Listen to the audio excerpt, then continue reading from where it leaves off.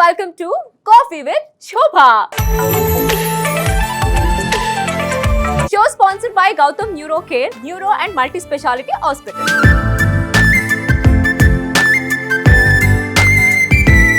Music sponsor Madhura Audio. ఈ రోజు మా కాఫీ విత్ శోభకి రాబోతున్న స్పెషల్ గెస్ట్ ఎవరో అనుకుంటున్నారా? చూడటానికి చాలా ఇన్నోసెంట్ కానీ మాట్లాడితే వైలెంట్. ఇండస్ట్రీలో బాస్ ఎవరు అని చెప్తే మాస్ మహారాజా అంటారు, కానీ బిగ్ బాస్ హౌస్ లో ఇతనే మాస్ రాజా. ఎవరు అనుకుంటున్నారా? డెఫినెట్లీ మీరు గెస్ట్ చేసే ఉంటారు. ఎస్, మరెవరో కాదండి, నా దోస్తు గాడు అమర్దీప్. Let's welcome.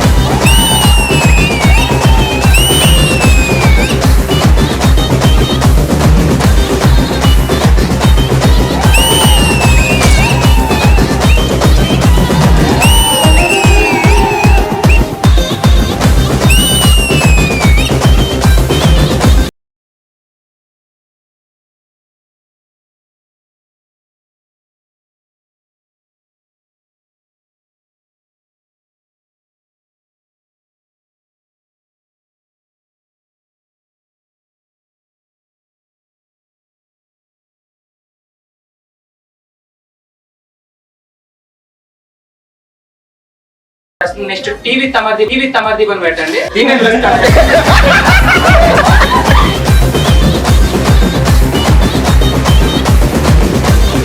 అరే ఏంటంటే coffee with Shobha show start అయినప్పటి నుంచి ఇప్పటి వరకు ప్రతి ఒక్క కమెంట్స్ లో కూడా ఏం అడిగారు అంటే అమర్దీప్ ఎప్పుడు పిలుస్తారు, అమర్దీప్ ఇంటర్వ్యూ చేయండి అనేసి చాలా మంది అడిగారు. కాబట్టి నేను మీకు ప్రామిస్ చేశాను. So finally Amar is here.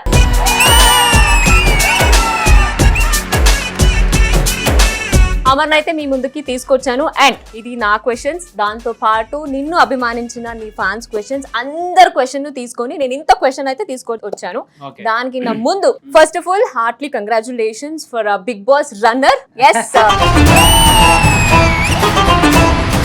Title కొట్టాల్సింది కానీ కొంచెంలో మిస్ అయింది, బట్ దేనికి తగ్గేదేలే. కాబట్టి ఇక్కడ ఉన్నావు.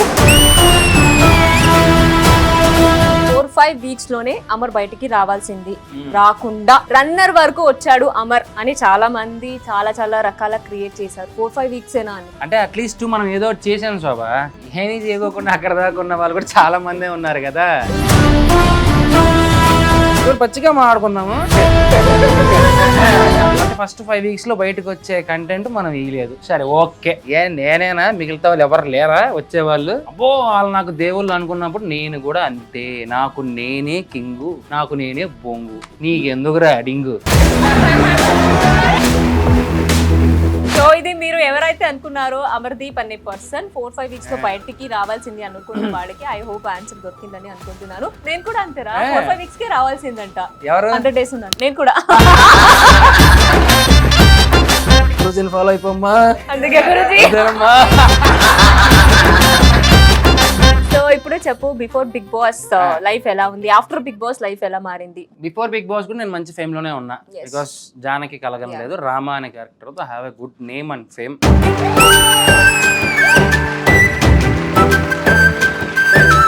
ఒక మంచి ఫేమ్ తో గుడ్ బాయ్ గా వెళ్ళాను. ఒక గుడ్ బాయ్ నుంచి ఒక బ్యాడ్ బాయ్ గా మారి ఒక మంచి పాజిటివిటీతో బయటకు వచ్చాను.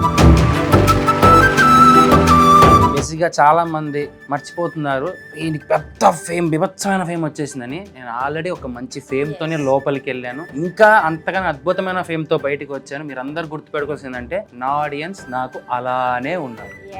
I love my audience.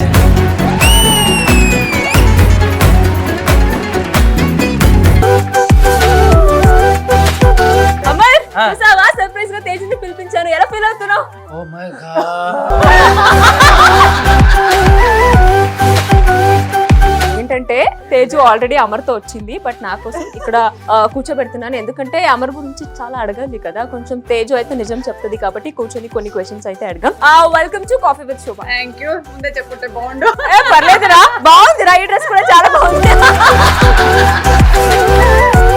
కూర్చుందామా, మాట్లాడుకుందామా కాఫీ తాగుతూ. సో నాకైతే తెలుసు మీ ఇద్దరు లవ్ స్టోరీ.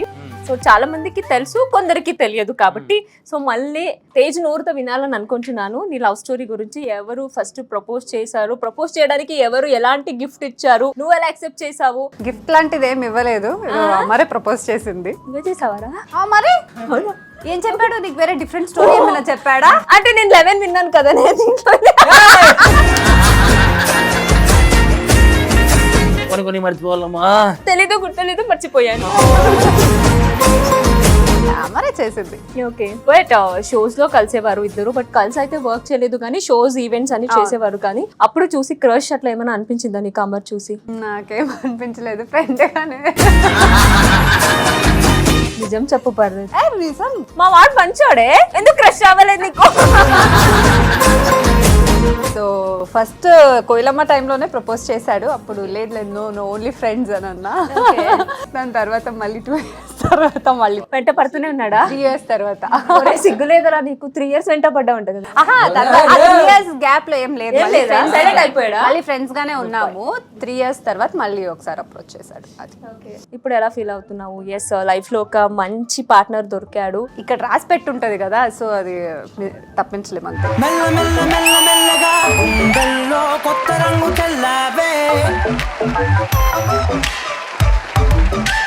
అమరే ప్రపోజ్ చేశాడు, నువ్వు యాక్సెప్ట్ చేసావు, మ్యారేజ్ అయితే అంటే అదే ఇంట్లో మాట్లాడని చెప్పా. ఇంట్లో మాట్లాడు, అంత ఓకే అయితేనే ఓకే, లేకపోతే నో అని చెప్పి.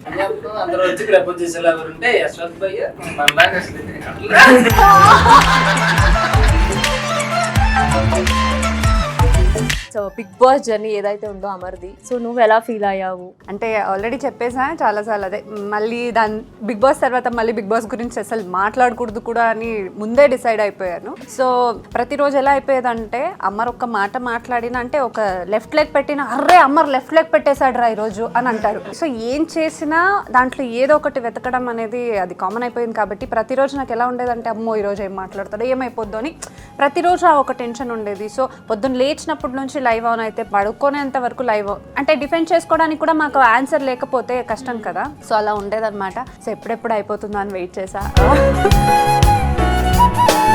అలా ఉండే ఒక రోలర్ కోస్టర్ జర్నీ అని చెప్పొచ్చు. ఎస్, నువ్వు ఏదైతే చెప్పావో యు ఆర్ స్ట్రాంగ్, నువ్వు స్ట్రాంగ్ కాబట్టి అన్ని ఫేస్ చేసావు. ప్రాబబ్లీ మీరు ఏదైతే క్రియేట్ చేశారో మీరు అందరూ తేజుని స్ట్రాంగ్ చేశారు. సో దీనికి నువ్వేమంటావు అమర్? అంటే especially for this vulgar memes. కళ్ళ ముందుకు వచ్చి మాడే ధైర్యం ఉన్నాడు, కామెంటే పెడతాడు. కింద మనకు కామెంట్ పెడుతున్నాడు అంటేనే అర్థమైపోయింది మన ముందుకు వచ్చి మనల్ని ఫేస్ చేసి మాట్లాడే దమ్ము ధైర్యం లేదు అని చెప్పి. అండ్ ఫినాలే అయిపోయిన రోజు పెద్ద ఇష్యూ కూడా జరిగింది, నువ్వు కూడా ఉన్నావు, ఆంటీ ఉన్నారు. అంటే ఎట్లా నువ్వు అది ఫేస్ చేయలేకపోయావా? ఎలా జరిగింది ఆ ఇన్సిడెంట్ అనేది? ఎందుకంటే నేను మీ కార్ ముందు ఉన్నాను. అదే బేసిక్ ఏమైందంటే ట్రాఫిక్ జామ్, శోభా శెట్టి ముందు పోగానే మొత్తం ఫ్యాన్స్ అందరూ అక్కడ ఆపేశారు. శోభా ఏమో అశ్విని ఏమో మెల్లగా పోతా ఉంది. ఇది శోభా ఎప్పుడు పోతుందిరా అయ్యా పోవట్లేదని చూస్తున్నాను. అదంతా వదిలేసే పార్ట్ ఆఫ్ లైఫ్. బట్ ఒక ఓకే, రేపన్నాడు ఇలాంటివి ఎవరికి జరగకపోతే చాలు అంతే. దేవుడి దయ వల్ల అంటే ఆ రోజు ఎవరికి ఏం తగలలేదు. తగిలింటే మాత్రం నేను చంపడానికి కూడా రెడీ అవ్వను. బికాస్ అమ్మ ఉన్నారు, తేజు ఉంది, అందరూ ఉన్నారు కాబట్టి ఆ టైంలో వాడికి ఒకటే తోచుద్ది, ఫ్యామిలీని ప్రొటెక్ట్ చేసుకోవాలి కాబట్టి ఏదైనా డిసైడ్ చేసుకోండి. నాట్ ఓన్లీ అమర్, ఆ ప్లేస్ లో ఎవరున్నా ఇంట్లో దూరం ఎవరన్నా అలా రాళ్ళు చేయలో ఎవరన్నా ఇసిరేస్తే ఎవరన్నా ఊరుకుంటానంటే నేను కూడా ఊరికే ఉంటాను.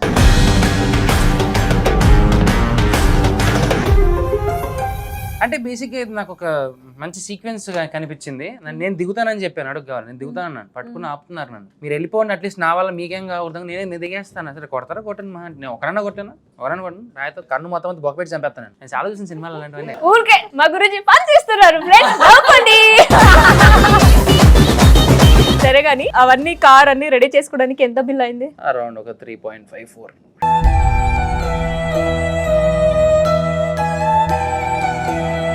సో నా క్వశ్చన్స్ అయితే అయిపోయింది. సో అక్కడ చూస్తున్నారు కదా నీ ఫ్యాన్స్, సో అందరూ నీ కోసం వచ్చారు, నీ కోసం చాలా క్వశ్చన్స్ అని అడగాలని అనుకుంటున్నారు. సో అడగొచ్చు మీరు. Mass Maharaja is your. నా పేరు నరసింహన.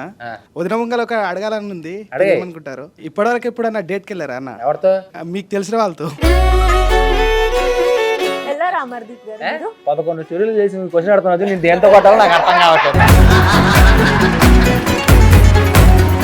అంటే అప్పట్లో మరి ఆ వయసులో తెలిసి తెలియని తప్పడుగులు వేసే టైంలో అప్పట్లో పుట్టో ఇప్పుడు ముషారబానా అంతే. డేటింగ్ అట్లా ఏం చేయలేదు, 1 లో సిన్సియర్ లో తర్వాత మ్యారేజ్ అంతే అంతే. ఆయన ఎంత క్యూట్గా ఉన్నారు తెలుసా మీరు?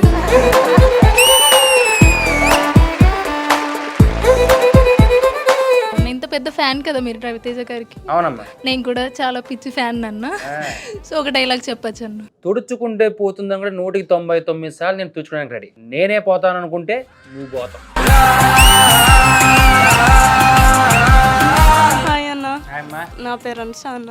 బాగుంది శోభా. అరే వీడు నిజంగా లోపల కూడా అంతే. నా పేరు అసలు నేను మార్చుకోవాలని అనుకున్న, బిగ్ బాస్ కి ఎన్నోసారి చెప్పా. డిఫరెంట్ గా అందరూ శోభా శెట్టి అంటే నేను శోభా అంటే ఎంత బాగుంది. గలీజ్ గా పిలిచేవాడు. అన్న తేజ మ్యామ్తో మీ ఫస్ట్ కిస్ ఎప్పుడైందన్న? గొడవ పెట్టుకు వచ్చినా నువ్వు మాట.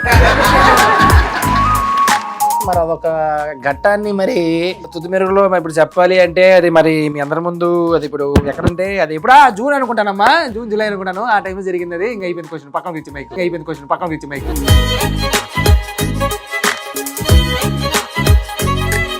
అన్న నా పేరు వచ్చి మహేష్ అన్న. ఒక్క క్వశ్చన్ అన్న, పాపం చేస్తే ఎక్కువ నరకం చూస్తామా లేకపోతే పాపం లవ్ చేస్తే ఎక్కువ నరకం చూస్తామా? ఇప్పుడు పాపను చూస్తూ పాపాలు చేస్తూ ఎంతమంది ఆడపిల్లల జీవితాలు నాశనం చేస్తావరా దొంగ సచ్చినోడు. ఇది సాటి మగాడికి వచ్చిన బాధ, సాటి మగాడికి నేను చెప్పాల్సింది ఉంది. పాపను చూస్తూ పాపాలు చేస్తాం కదా, అందుకే నరకం. Hi hi. బయట మీకు మాస్ మహారాజా అనే పేరు కంటే పులిహోర రాజా అని గట్టి పేరుంది. అవును, దానికి మీరేమంటారు? అది ఒకప్పుడు కదా. ఇప్పుడు పెళ్లి కాకముందు ఏ అబ్బాయి అయినా సరే రంగుల లోకంలో ఎగురుతూ ఉంటాం, మంచి మంచి అమ్మాయిల్ని చూస్తూ ఉంటారు, మన కళ్ళ ముందు ఉంటాం. ఎవరో ఒకరు సెట్టు కాకపోతారా లేకపోతే ఎవరితో మాట్లాడకపోతామా అనుకుంటాం. అది ఎవరికైనా సహజం. పాపం ఈ కామెంట్ పెట్టి ఈ మాట చెప్పే వాళ్ళందరూ ఎదురుగా సన్నీ లియోన్ వీడియో కనిపిస్తే ఊరికే కూర్చుంటారు. ప్రతి ఒక్కడు పులే, ప్రతి ఒక్కడు పులిహోర రాజానే. టైం వచ్చినప్పుడు పిల్లో పులో బయట పడతాదమ్మా. ఆయన అసలు నా బెస్ట్ ఫ్రెండ్ అడుగు చెప్తుంది అదే. నువ్వు అసలు మామూలు తూకాస్ ప్రపోజల్ చెప్పాలంటే అసలు ఏదో మామూలు చెప్పాలంటే ఓ ఫీల్ తో మామూలుగా ఎక్కడ కూర్చొని చెప్పాను. చెప్పాలంటే ఎక్కడ చెప్పాను తెలుసా? కార్లో చెప్పాను. బెస్ట్ ప్రపోజల్ అది అడుగు. నేను బేసిక్ గా నాకు సర్ప్రైజ్ ఇవ్వడం రాదు, సర్ప్రైజ్ చేయడం రాదు. అంటే నాకు అంత టాలెంట్ లేదు డార్లింగ్. ఓ ఏసేసి బెలూన్లు అవి కట్టేసి ఓ చింపేసి నాకు రాదు. నాకు ఏదన్నా ఉంటే ఇక్కడ ఉండేది, ఇక్కడ నుంచి చెప్పడం, ఇటు నుంచి చూడడం తప్ప నాకు అవన్నీ తెలియదు. నేను అంత చేయలేను. సర్ప్రైజ్ అంటే నా లైఫ్ లో నేను అనుకున్నది జరగడం, నేను అనుకున్నది రావడం, అదే నాకు సర్ప్రైజ్.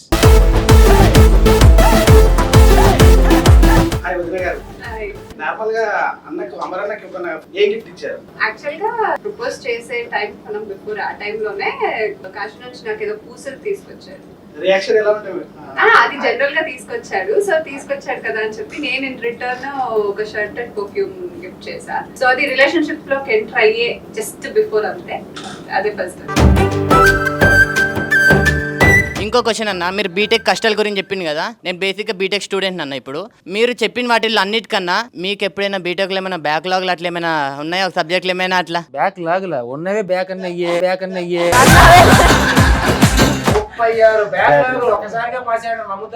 మెడికల్ మిరాకిల్ అది. అన్న అక్క పేరు తేజు కదా, మీకు ఇష్టమైన దేవుడి పేరు కూడా రవితేజ కదా. తేజాని ముద్దుగా తేజు తేజ అని పిలుచుకుంటాం కదా, అందుకే మీకు అక్క అంటే ఇష్టం అయిందా? ఎస్ అమ్మా, ఆబ్వియస్లీ. Order attack.